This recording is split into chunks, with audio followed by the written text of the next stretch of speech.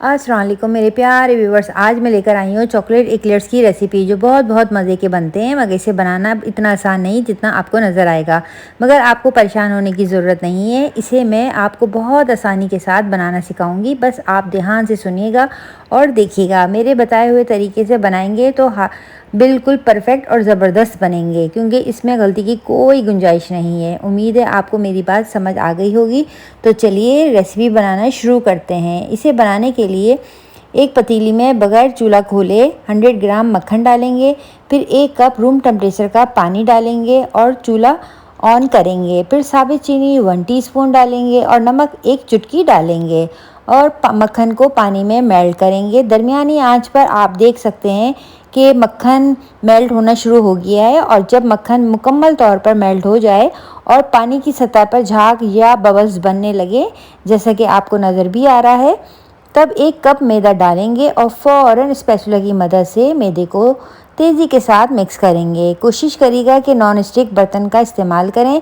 इस तरह non stick में ये फ़ौरन एक स्मूथ सी डो बनकर सिमट जाएगी और बर्तन से अलग हो जाएगी। ये काम आपने तेज़ी से करना है ताकि मैदे में कोई गुठलियाँ ना बने।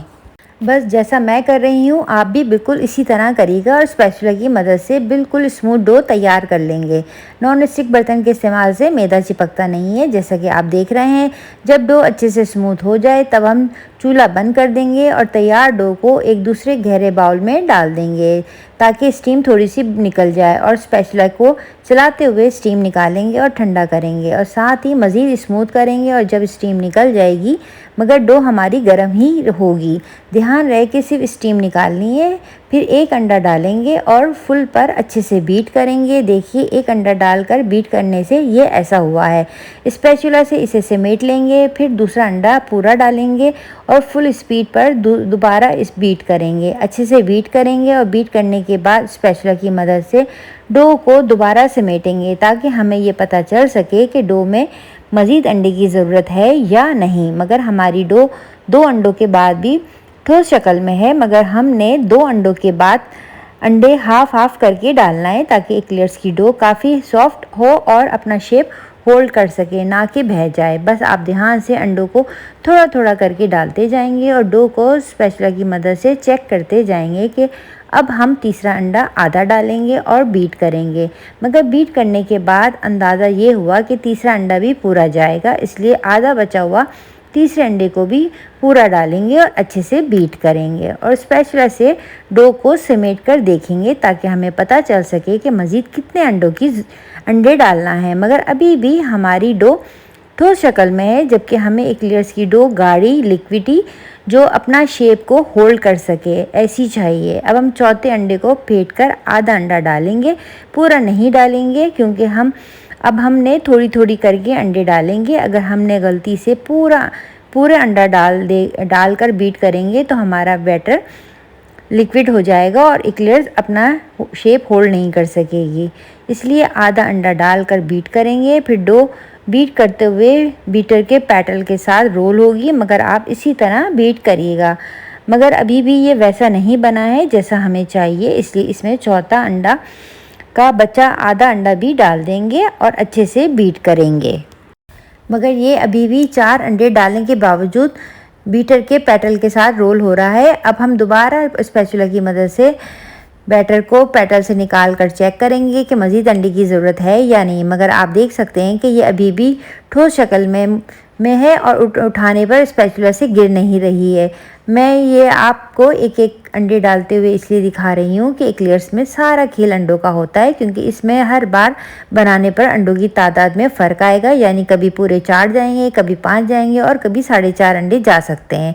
बस ये बात याद रखिएगा कि हमेशा अंडों की तादाद एक जैसी रेसिपी में नहीं होती है, वो इसलिए कि अंडों की वज़न का फ़र्क होता है। बस आप अंडों की तादाद को फोकस नहीं करिएगा बल्कि अंडों के बैटर को फोकस करिएगा। अब हम 5वें अंडे को फेंट कर 1 टेबल स्पून के जितना अंडा डालेंगे, क्योंकि हमें नहीं मालूम कि इसमें अब मज़ीद कितने अंडे जाएंगे, इसलिए हाथ रोक कर अंडा डालेंगे और अच्छे से बीट करेंगे। मगर अभी भी इसमें 1 टेबल स्पून जितना अंडा और डालेंगे, क्योंकि बैटर हार्ड होने की वजह से बीटर मुश्किल से चल रहा है, इसलिए 1 टेबलस्पून अंडा डालकर मज़ीद बीट करेंगे। मगर अभी भी ये हार्ड है, जैसा कि आपको नज़र आ रहा है, क्योंकि ये गिर नहीं रहा है, इसलिए 1 टेबलस्पून अंडा मज़ीद डालेंगे और बीट करेंगे। मगर ये अभी भी हार्ड है, इसलिए 1 टेबलस्पून अंडा और डालेंगे और एक साथ पूरे अंडा डाल देंगे तो मसला हो जाएगा और बीट करेंगे। अब जाकर ये बेहतर हुआ है, जैसा कि आपको नज़र आ रहा है। स्पैचुला की मदद से चेक करेंगे, अभी भी इसमें कसर बाकी है, तो फाइनली 5वां अंडा पूरा डालेंगे और अच्छे से बीट करेंगे। स्पैचुला से चेक करेंगे कि फाइनली हमारा एक्लेयर्स का बैटर तैयार हो गया है और वी शक्ल में गिर रहा है। अब हम तैयार बैटर को पाइपिंग बैग में भरेंगे और किसी भी बेकिंग ट्रे पर बटर पेपर बगैर ऑयल लगाए रखेंगे और पाइपिंग बैग को की नोक को तकरीबन 1 इंच के जितना काट लेंगे और फासले से बनाएंगे, क्योंकि बेक होने के बाद ये फैलते भी हैं और फूलते भी हैं, ताकि जब ये बेक हों तो आपस में चिपके नहीं। यहाँ मैंने इन्हें 1 बाइट के हिसाब से बनाया है, क्योंकि मेरे घर में एक छोटी दावत थी जिसके लिए ये मैंने बनाए हैं। बेकिंग ट्रे पर तमाम एक्लेयर्स बना लेने के बाद जिन जिन पर डोम बना है उन्हें हल्के से ऑयल से बिठा देंगे और 180 पर 35 to 40 मिनट बेक करेंगे। यहाँ मैंने कुछ पतीली में बेक किए हैं जो साइज़ में बड़े होकर करीब आ गए हैं। एक्लेयर्स अच्छे से बेक हो गए हैं, जैसे कि आप देख रहे हैं, और पतीली वाले भी बेक हो गए हैं। ये साइज़ में ज़रा से बड़े बने हैं। अब हम सबको ठंडा होने रख देंगे। देखिए तमाम एक्लेयर्स ठंडे हो गए हैं और ये तकरीबन 50 से 60 बने हैं। इन्हें मैंने 1 बाइट बनाए थे, इसलिए कुछ बड़े साइज़ में भी बनाए हैं और ये छोटे साइज़ के हैं। अब ये आपकी मर्ज़ी है कि किस साइज़ का और किस शेप का बनाना है, रेसिपी मैंने आपको दे दी है। अब हम इनकी फिलिंग के लिए 200 ग्राम व्हिप क्रीम लेंगे और अच्छे से ज़रा सी हार्ड व्हिप करेंगे और एक्लेयर्स में क्रीम के लिए इस नोज़ल का इस्तेमाल करेंगे ताकि आसानी के साथ क्रीम भरी जा सके। और क्रीम को पाइपिंग बैग में भरेंगे और एक्लेयर्स में ऊपर की तरफ सुराख करके क्रीम को भरेंगे, ताकि जब मैं चॉकलेट लगाऊं तो ये सुराख चॉकलेट के नीचे छुप जाए। इस तरह बारी बारी तमाम एक्लेयर्स में क्रीम को भर देंगे, जैसा कि आप देख रहे हैं। एक एक्लेयर्स को होल करके क्रीम भर कर भी दिखाती हूँ। अब यहाँ मैंने 150 ग्राम चॉकलेट को माइक्रोवेव में मेल्ट कर लिया था, मगर मेल्ट करने के बाद 1 टेबलस्पून या 2 टेबलस्पून ऑयल डालेंगे और अच्छे से मिक्स करेंगे। इस तरह ऑयल डालने से चॉकलेट में शाइनिंग आती है, इसलिए आप देख सकते हैं कि चॉकलेट कितनी अच्छे से मेल्ट हो गई है। अब हम एक एक एक्लेयर्स को चॉकलेट में डिप करेंगे और एक्स्ट्रा चॉकलेट को निकलने देंगे। बस जिस तरह डोनट्स को चॉकलेट में डिप करते हैं बिल्कुल इसी तरह डिप करेंगे, जैसा कि आप देख रहे हैं। इस तरह तमाम एक्लेयर्स पर चॉकलेट लगाते जाएंगे और एक तरफ रखते जाएंगे। देखिए तमाम एक्लेयर्स पर चॉकलेट लग गई है और एक्लेयर्स तैयार हो गए हैं। अब हम 1 से 2 घंटे ठंडा होने के लिए फ्रिज में रख देंगे, क्योंकि इनकी ठंडे ठंडे सर्विंग होती है और ये मेरे मोस्ट फेवरेट हैं। मेरी इस रेसिपी को एक बार ज़रूर बनाइएगा। बच्चे तो क्या, आप खुद बार बार बनाएंगे, क्योंकि ये ठंडे ठंडे होते हैं और खाने में इंतहाई मज़ेदार होते हैं। मेरी इस रेसिपी को अपने बच्चों के लिए एक बार ट्राई ज़रूर करिएगा, क्योंकि मैंने ये रेसिपी बहुत अच्छे से और ध्यान से समझाया है, इसलिए मेरी इस ठंडी ठंडी रेसिपी को अपने प्यारों में शेयर ज़रूर करिएगा। अगर आप मेरे चैनल पर नए हैं और मेरे चैनल को पहली बार देख रहे हैं तो प्लीज़ मेरे चैनल को सब्सक्राइब करना ना भूलिएगा और साथ ही बेल आइकन को क्लिक ज़रूर करिएगा। इससे आने वाली मेरी हर नई मज़ेदार रेसिपी आपको सबसे पहले मिलेगी।